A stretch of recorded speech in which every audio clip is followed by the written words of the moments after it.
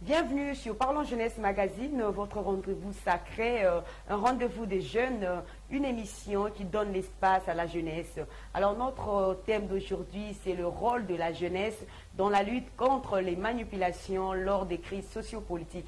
Nous parlons évidemment de la RDC. Alors notre sujet, nous allons l'aborder aujourd'hui avec notre invité, M. Vianney Mamonekene, qui est un jeune analyste politique et il est aussi le patron d'un magazine en ligne qui s'appelle Open Activity. Bienvenue, M. Vianney. Merci, Madame Marie. Vous vous sentez à l'aise sur Parlons Jeunesse Magazine? Oui, plus ou moins bien. Alors, M. Vianney, nous allons passer rapidement à notre sujet d'aujourd'hui. Vous allez nous dire quelle est la situation actuelle sociopolitique en RDC, parce que nous parlons évidemment de la RDC. Bon, la situation actuelle, bon, comme vous le savez, vous et moi, c'est quand même dramatique parce qu'on a un Premier ministre qui a été nommé depuis le mois de février, le 14 février je pense, jusqu'à présent, qui n'a pas un gouvernement. Et ce qui est plus dramatique, on apprend bientôt le prix de la dépréciation monétaire. Déjà, le prix des denrées alimentaires va exorbiter d'ici peu.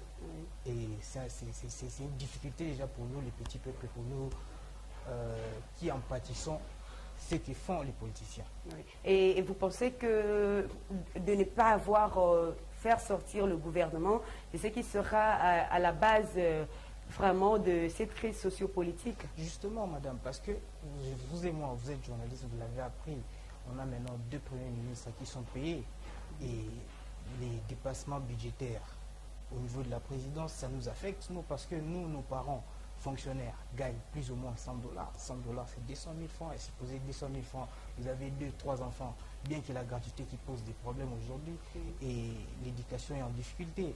Donc nous voulons à ce qu'il y ait un gouvernement où les acteurs vont l'animer, seront connus chez tout le monde et puis on verra ce qu'il va donner parce que ça sera encore un gouvernement de coalition vu que nous l'avons dénoncé. Il ne fallait plus citer FCC, Cash. Maintenant, on a Union Sacrée qui compose de MLC, Ensemble pour le changement, AFDC et l'UDPS. Comme vous le savez, avec l'UDPS, il y a toujours des problèmes. Et vous êtes sûr que avec le Premier ministre est nommé, les choses vont marcher à la normale? Bon, je crois bien, parce qu'on doit quand même être toujours optimiste. Je crois bien, mais vu l'allure où vont les choses, il y a quand même de quoi rester dubitatif. Parce que nous parlons de la jeunesse, M. Vianney, et vous êtes aussi jeune, nous voulons savoir pourquoi les jeunes, beaucoup plus en RDC, sont toujours pris comme instrument de révolte lors des crises sociopolitiques. Justement, parce que si on remarque bien, Madame Marie, les politiciens ou les politiques aiment instrumentaliser la jeunesse. Parce que, vous voyez, bon, certains ont eu à les dénoncer au régime du président Kabila. Il y avait plus de vieux qui occupaient des postes et pas la jeunesse. La jeunesse était plus instrumentalisée pour descendre dans la rue. Bien que c'était un camp de pouvoir, il n'y avait pas assez de manifestations. Mais on remarque bien que les politiciens aiment instrumentaliser la jeunesse pour aboutir à leur fin. Mais c'est quoi la raison? La raison, parce que nous-mêmes, nous ne sommes pas d'abord conscients. La jeunesse consciente. Nous ne sommes pas... Bon, il y a quand même une particularité de ce pour ne pas généraliser, mais on remarque bien que nous-mêmes nous nous laissons influencer par les politiques.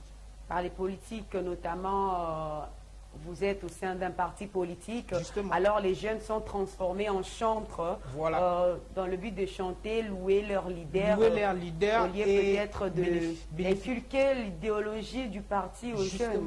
Parce que ça n'existe presque pas aujourd'hui. Les formations que doivent donner les partis politiques. C'est plus pour des manifestations comme on les remarque. On fait appel aux jeunes, on leur donne quelques mètres et puis ils font des manifestations. Mais l'idéologie, parce qu'un parti politique est censé être dans une école, en fait, pour former et donner l'idéologie, inculquer cette idéologie-là aux militants et pourquoi pas aux cadres aussi. Maintenant, ce qu'on voit ici, c'est plus les politiques aiment marcher sur la jeunesse en leur donnant quelques miettes et puis atteindre leur fin.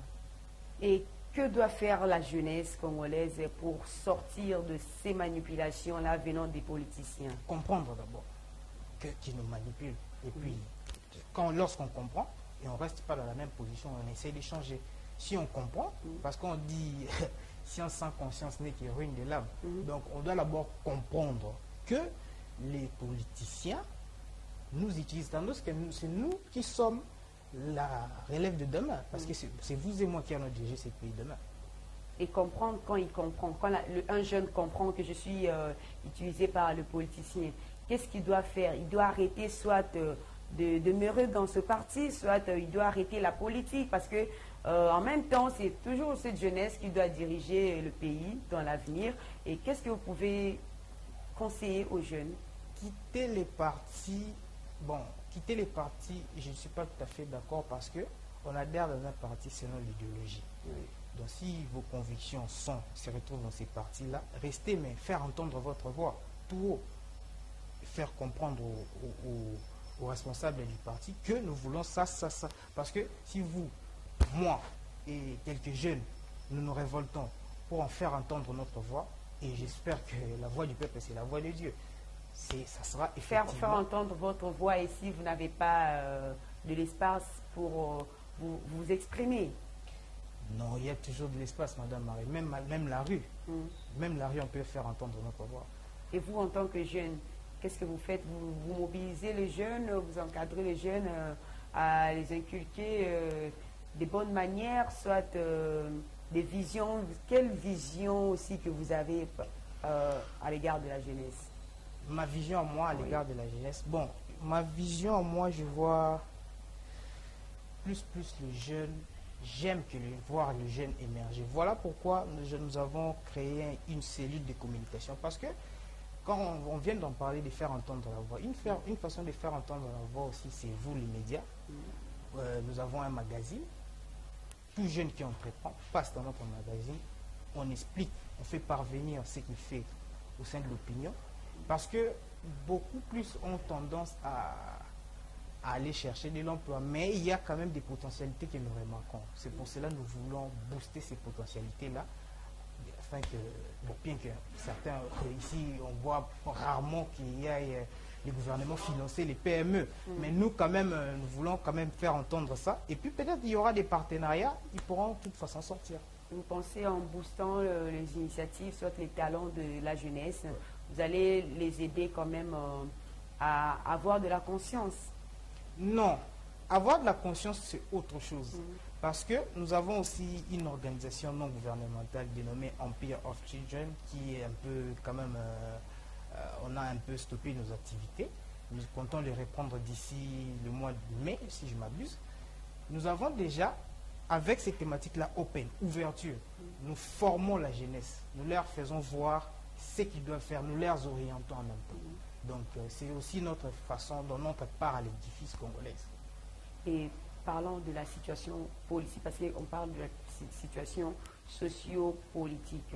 Donc nous commençons d'abord avec la situation politique, parce que c'est la politique qui influence le social dans un pays. Votre constat en tant qu'analyste politique par rapport à l'ancien régime et par rapport au nouveau régime? Ouais, l'ancien régime a fait sa part et nous avons vu le nouveau régime quand il était à l'opposition dénoncer ceci, dénoncer cela. On a même vu au début le président de la République reconnaître que tout en étant dehors, il voyait les choses autrement. Bon, c'est la réalité. Moi, je dis que l'ancien régime a fait sa part et qu'il reste au nouveau régime quand il faisait du bruit, quand il n'était pas aux affaires, de nous prouver de quoi il est capable aujourd'hui. Non, mais dans le peu de temps qu'il est déjà là, vous pouvez quand même faire une synthèse par rapport, parce que vous êtes un analyste, vous pouvez faire une synthèse par rapport à l'ancien régime et au nouveau régime si les choses marchent correctement. Bon, parce que vous êtes libre, vous êtes congolais, vous êtes jeune, vous êtes libre de donner votre point de vue sur la conduite, la marche du pays. Bon, on voit quand même la bonne volonté de la part du président, mais un président ne va pas se plaindre, hein, parce qu'on a eu, avant c'était, excusez-moi si vous voulez que j'ouvre cette parenthèse, on a vu, on accusé, apparemment c'est le nouveau régime, a tendance plus à prendre ses partenaires ou ses collaborateurs comme bouc émissaire pour justifier sa défense, on peut dire. Parce que on a vu Vital Kamerhe comme bouc émissaire. Kamerhe fait ceci, Kamerhe c'est là. On a vu Joseph Kabila, les FCC bloquent. Et maintenant, qui bloque? Le gouvernement tarde. Qui bloque? On se pose la question. On voit que les nouveaux régimes, je dirais pas, je n'emploierai pas de gros mots, mais les nouveaux régimes n'étaient pas suffisamment préparés par rapport à la gestion du pays. Et donc, on voit que par rapport à l'analyse, vous voulez dire mieux vaut l'ancien régime ou le nouveau régime? Ouais, je préfère l'ancien régime parce que avec l'ancien régime, quand même, on n'avait pas de plainte. Hein. Les présidents ne se plaignaient pas et on voyait, il y avait quand même, tout le monde était dans la même obédience politique, vous voyez. Il y avait quand même une symbiose là, vous voyez. Et puis, on ne voyait pas les présidents dire qu'on lui mettait des bâtons dans les roues et tout ça, mais on voyait plus l'opposition critiquer. Mais quand même, je dirais, il y avait quand même les avancées. On a organisé 2 fois les élections et la 3e fois, il y a eu possession pacifique du pouvoir. Et il y a quand même beaucoup de points positifs. Parce que l'ancien régime, madame, s'il vous plaît, l'ancien régime, les dollars, vous voyez, quand vous balancez l'inflation, c'est pas pareil aujourd'hui. Aujourd'hui, je vous apprends, d'ici la semaine prochaine, on va échanger $1 à 2500. Mais au nouveau régime, quand même, il y a aussi des innovations, comme notamment l'état de droit. Il y a aussi la construction des routes, saut de moutons. Il y a beaucoup de choses, parce qu'on ne peut pas faire quand même tout à la fois. Justement, j'ai dit qu'il y a la bonne volonté. Oui. L'infrastructure, c'était le programme de Joseph Kabila. La gratuité aussi de l'enseignement. La gratuité avait commencé à l'époque de Joseph Kabila, c'était de manière partielle. Maintenant, c'est de manière générale, toute l'étendue du pays. Mais ça pose des problèmes. Vous voyez, j'ai un petit frère qui est dans la gratuité. On regrette même pourquoi on l'a mis dans la gratuité. L'année prochaine, d'ici, je crois, il va reprendre à l'école privée parce que on entend ceci, il y a des tournements, il y a des écoles fictives, et puis il y a tout ça. C'était pas préparé. Déjà, la première année plutôt du président de la République, cette gratuité-là n'avait pas été budgétisée dans le budget 2019.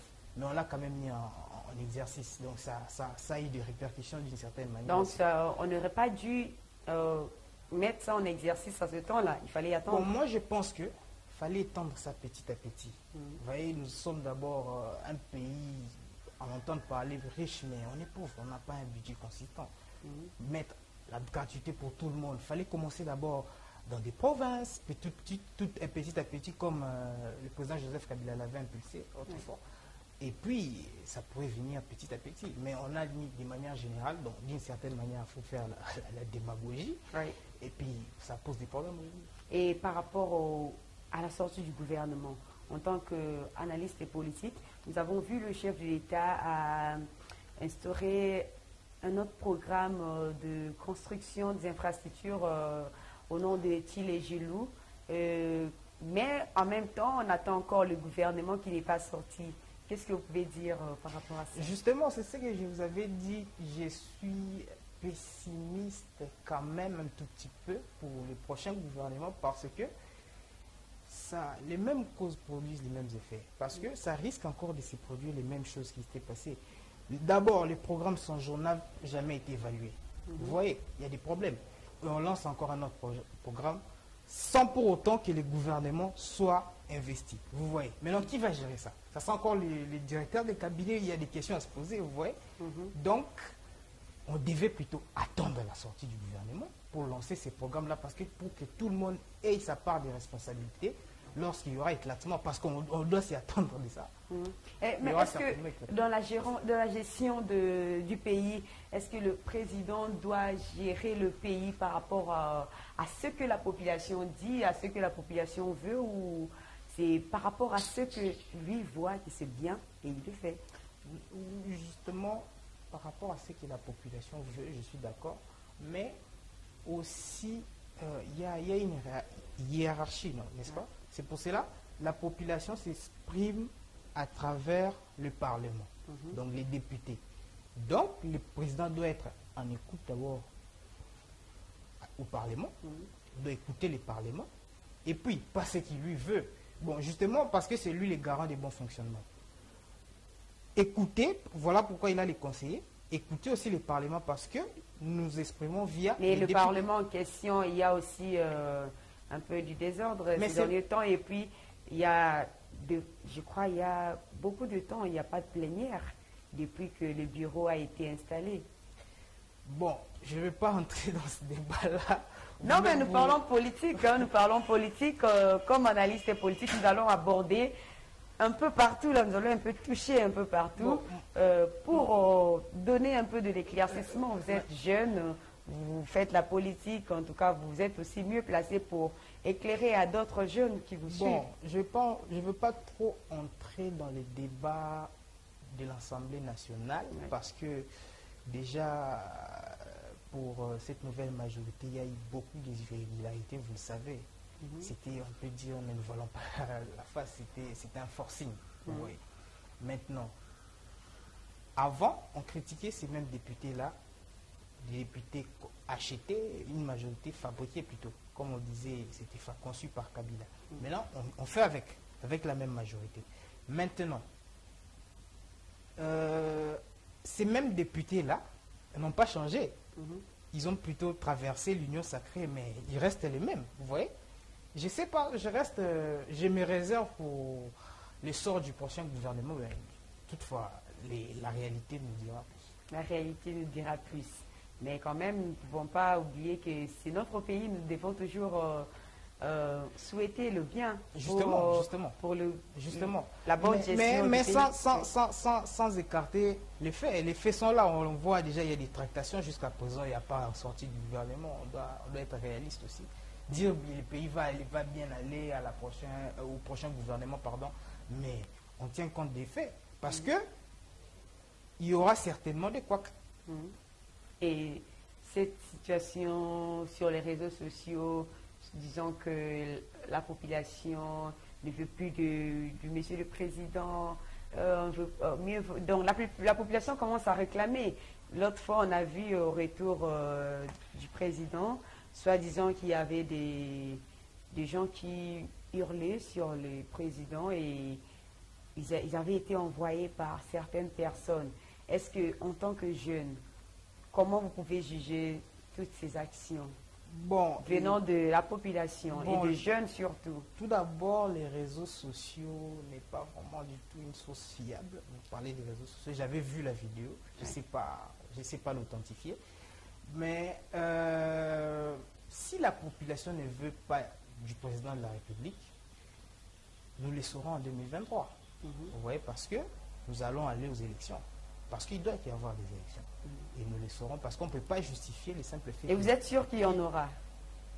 Oui, normalement, le président de la République s'est dit démocrate. Il doit certainement y avoir des élections. Parce qu'on avait mis la pression à Joseph Kabila en 2016, d'organiser les élections. Donc lui aussi doit prêcher par le bon exemple d'organiser les élections. Et si peut-être il s'est fait qu'il y ait glissement par rapport à la situation pandémique que nous avons vécue, il n'a pas eu le temps de bien exercer sa gestion. Madame, on a vu d'autres pays organiser les élections. La pandémie, on dit la pandémie, c'était mondial déjà. Donc il n'y a aucune bonne raison de dire qu'il n'y aura pas d'élection. Il doit y avoir des élections. Donc vous attendez les élections en 2023? Justement. Et vous pouvez quand même pronostiquer par rapport à la majorité, à l'opposition, qui va garder le pouvoir, qui va toujours perdre. Pronostiquer, je crois que c'est plutôt de pronostiquer parce que le président de la République n'a fait que 2 ans. Dans les 2 ans, il a manifesté quand même sa bonne volonté. Mais cela ne suffit pas. Les gens ne mangent pas la bonne volonté. Ils mangent ils mangent du concret, je dirais. Maintenant, attendons le gouvernement Union Sacrée et on aura à pronostiquer peut-être d'ici 2022. Le gouvernement des warriors, comme on l'appelle. Comme on l'appelle, entre guillemets, warriors. Et vous pensez que dans ce gouvernement, on va retrouver les jeunes, une forte concentration des jeunes? Je crois parce que on a entendu dire que le président a rejeté 3 fois la liste du Premier ministre parce qu'il n'y avait pas la représentativité des femmes. J'espère que pour la jeunesse aussi, ils vont en tenir compte. Et si peut-être qu'on trouve des jeunes dans ce gouvernement, pensez-vous que la jeunesse sera en mesure d'assumer ce poste-là qu'on va leur donner. Mais pourquoi pas, Madame Marie? Parce que l'expérience... donc, on doit d'abord exercer pour être expérimenté. Vous voyez, tant qu'on dit que la jeunesse n'a pas suffisamment d'expérience, ces vieux-là qui nous dirigent, c'est mon expression, ces vieux-là, une façon de parler, ceux-là qui nous dirigent, ils ont été jeunes. Oui. Ouais. Ils ont aussi acquis de Donc, on doit l'expérience. toujours donner la chance parce que on a fait l'université, on doit travailler. Oui. Pas forcément dans les gouvernements, dans les ministères, mais ils doivent quand même nous donner quand même de la chance. Et surtout que le Premier ministre, c'est un jeune. Surtout, raison de plus. Donc, vous espérez, vous croyez en la jeunesse congolaise. Je crois à la jeunesse Qu'elle congolaise. peut faire mieux que les vieux. Mieux, très mieux même. Et si c'était le contraire, je veux encore vous recevoir hein, sur Parlons Jeunesse Magazine. Oui, si pour c'est vous les demander, M. Vianney, qu'est-ce que vous m'aviez dit l'autre fois par rapport à la jeunesse? Par rapport à la jeunesse, j'ai dit par rapport à ce que j'ai vu aussi. On peut pas, c'est pas tous les jeunes, par exemple les vendeurs qui vendent, je ne les qualifie pas, hein, Oui. dans un sens péjoratif, mais c'est pas tout le monde qui doit aller, on doit donner la chance pour travailler. On doit mettre tout le monde là où ils se sentent mieux de travailler. Par exemple, il y a des juristes, il y a des journalistes qu'on doit laisser la place aussi. Par exemple, il y a ceux qui ont fait l'économie, ils peuvent aussi gérer les ministères de l'économie, le budget. Et vous ne pensez pas que c'est dans un but lucratif Non. que la jeunesse cherche ce poste-là? Tout d'abord, Madame Marie, c'est qu'on doit déjà, nous jeunes, et vous aussi, je vous le conseille, quand on travaille, c'est d'abord, on doit être passionné de son travail. L'argent n'est qu'une conséquence. Mais si on va dans le but de s'enrichir, c'est là qui tue. C'est ce qu'on est en train de reprocher à ceux qui nous dirigent, nos cadres, nos responsables de l'État. Vous voyez? Mais en tant que jeune, si on vous plaçait là, dans un poste là, en tant que ministre, vous aurez aussi besoin de vous enrichir d'abord, non? Enrichir votre famille. M'enrichir. Après, voir le sort du pays après. Je ne dis pas du tout, mais ce que je ferai d'abord, c'est que mon nom puisse s'inscrire en positivité dans ces ministères-là où je vais passer. Ça a toujours été ainsi. Hein. Non. Tout le monde qui passe à la télé, un homme politique, quand il passe à la télé, il a toujours donné des bonnes promesses. Je ferai ceci, je ferai ceci. Non, en fait. Mais sur place, c'est pas sur le forcément terrain, ces gens-là. Peut-être l'équipe aussi peut être mauvaise. Peut-être qu'ils n'avaient pas une bonne équipe. Qu'avec les chefs de l'État, il n'a pas une bonne équipe. On a vu des bavures qui se passaient à la présidence. On a vu. Et on a vu son cercle, en fait. Il y a des problèmes. Donc, on doit recruter les compétences. Favoriser les compétences. La méritocratie, c'est ce qu'on doit faire. Tout d'abord. et nous allons parler par rapport à l'ancien président qui est en silence total. Un silence suspense. Vous pouvez dire quoi? Est-ce que l'opposition, parce qu'on les considère comme l'opposition, Oui. la partie adverse, l'opposition n'existe plus. Bon, En RDC, on a comme l'impression qu'il n'y a Non, plus opposition. Non, madame, personne n'a le monopole de faire l'opposition. Je vous informe déjà que, vous le savez bien sûr, Joseph Kabila fut de l'opposition. Et eux-mêmes, ils étaient en clandestinité. Vous voyez, personne n'a le monopole de l'opposition parce que quand Joseph Kabila faisait l'opposition avec son père, peut-être, ou soit le papa de Joseph Kabila faisait l'opposition, peut-être le pouvoir en place, en commençant par Etienne Tshisekedi, était encore aux Zaïre. Vous voyez? Maintenant, l'opposition, on va le faire mais de manière républicaine. Peut-être le PPRD fera cette opposition-là de manière républicaine. Ça casse, sans brûler les transports, sans faire ça, Ouais, c'est pour mieux, hein. suggérer. Parce qu'on a vu les régimes actuels brûler des transports. Aujourd'hui, ça coûte cher à la nation. Mais quand le PPRD avait le pouvoir, c'était dit que le PPRD utilisait les jeunes dans des manifestations un peu qui n'est pas honorante. Donc, casser les histoires, brûler les voitures, c'était le PPRD qui était derrière tout ça. Mais aujourd'hui, c'est comme si on voit, contrairement par rapport à l'image du PPRD, qu'est-ce que vous pouvez dire par rapport à ça? Déjà, je ne pense pas que c'est le PPRD qui est au pouvoir. Je ne pense pas que le PPRD pourrait instrumentaliser sa jeunesse, aller brûler le transport. Parce que c'est le PPRD qui est au gouvernement, je veux dire. C'était, je ne citerai pas le parti ici, mais c'était les camps de l'opposition qui étaient, voilà. Et surtout avec ce qu'on connaît, les motards et tout ça. D'ailleurs, ça se passe même actuellement. Quand vous osez vous hasarder, vous voulez retrouver sur votre chemin. Donc je ne pense pas qu'il peut perdre. Concernant le silence du président Kabila, moi j'apprécie sa position parce que on lui a ravi sa majorité. Qu'est-ce qu'il va dire d'autre? On l'air laisse gérer. Il l'air laisse gérer plutôt. Il observe de loin. Il observe de loin. Et la fin ouais, lui donnera raison. Vous ne pensez pas qu'il est en train de mijoter quelque chose? Mijoter quoi? Parce qu'il n'a plus suffisamment de marge de manœuvre à part faire l'opposition. Et depuis qu'il... On n'a plus à se plaindre sur son nom parce qu'il n'est plus là. Et depuis que le PPRD s'est déclaré opposition républicaine, quand est-ce qu'ils vont commencer des actions sur le terrain? Ils attendent plutôt les prochains gouvernements. Le prochain gouvernement. Pour qu'on voit ce et là, on saura mieux critiquer. Parce que maintenant, oui, on ne peut pas faire... ils ne peuvent pas plutôt... ne m'incluez pas dans ça. Oui. Ils ne peuvent pas plutôt critiquer un gouvernement qui est encore inexistant. Qui est inexistant plutôt. C'est logique. Nous allons comprendre que, donc, par rapport à notre sujet d'aujourd'hui, je veux que vous passiez, avant que vous nous parliez de votre magazine, passer un message fort par rapport à la jeunesse congolaise, suite aux manipulations venant des politiciens, donc des partis politiques, surtout beaucoup plus pendant les périodes des élections, des crises sociopolitiques.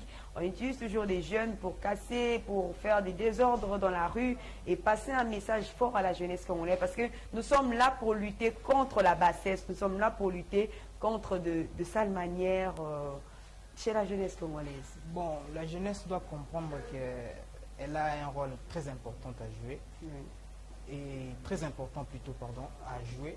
Et il ne doit pas se laisser influencer. Donc, bien sûr, pour se faire entendre, oui, vous pouvez descendre dans la rue, mais voyez les causes. Parce qu'on n'a jamais vu un politicien faire descendre les gens à la rue lorsqu'il y a hausse de pain, hausse des prix de pain. Vous voyez?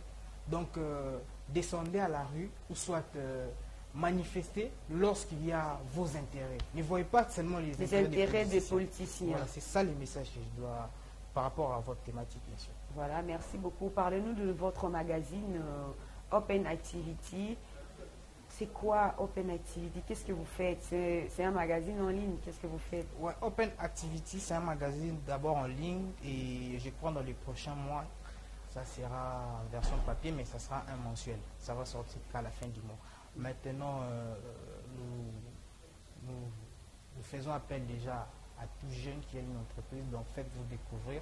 Nous allons communiquer et informer en même temps parce qu'on a fait les sites.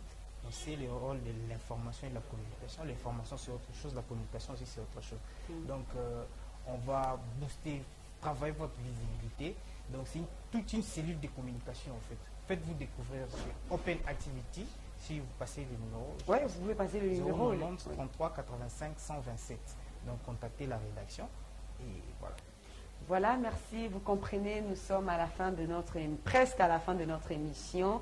Nous avons parlé du rôle de la jeunesse dans la lutte contre les manipulations lors des crises sociopolitiques. Donc, les hommes politiques, je peux dire, c'est une demande.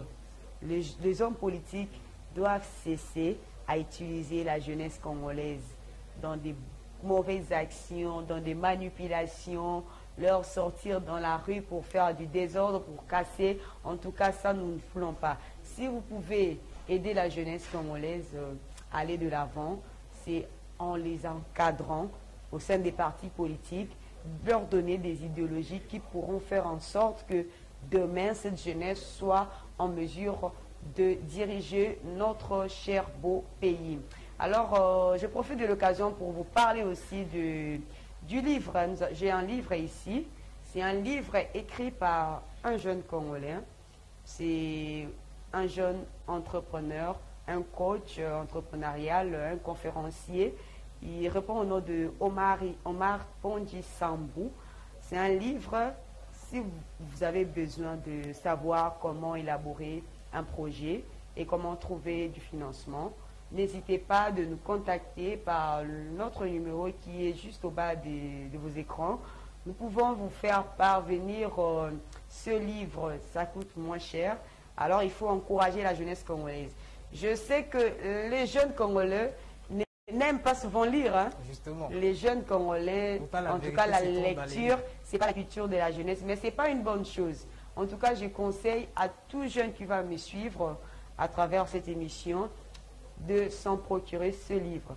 C'est un bon livre, ça donne des guides, des initiatives, comment élaborer son projet et comment trouver du financement. Vous pouvez élaborer votre projet sans aller chercher un professeur, soit un monsieur quelque part. Mais si vous avez ce livre, vous pouvez bien élaborer votre projet et réussir et trouver le financement. Je crois que vous aussi, vous devez l'acheter, hein, monsieur Vianney. Déjà, demain, je vais l'acheter. D'accord. Alors, nous sommes arrivés à la fin de notre émission. Nous disons merci à FAS Télévision, qui nous accompagne toujours, notre partenaire officiel. Nous disons merci aussi à Azer Tembo qui était derrière la caméra et à Pascal aussi qui était derrière la caméra. Merci à toute l'équipe technique de FAS Télévision. Suivez-nous aussi chaque jour, chaque jeudi sur FAS Télévision à 21 h et samedi à 19 h juste. Et suivez-nous aussi en intégralité sur notre chaîne YouTube Koyal TV 1. Et nous vous retrouvons à la prochaine.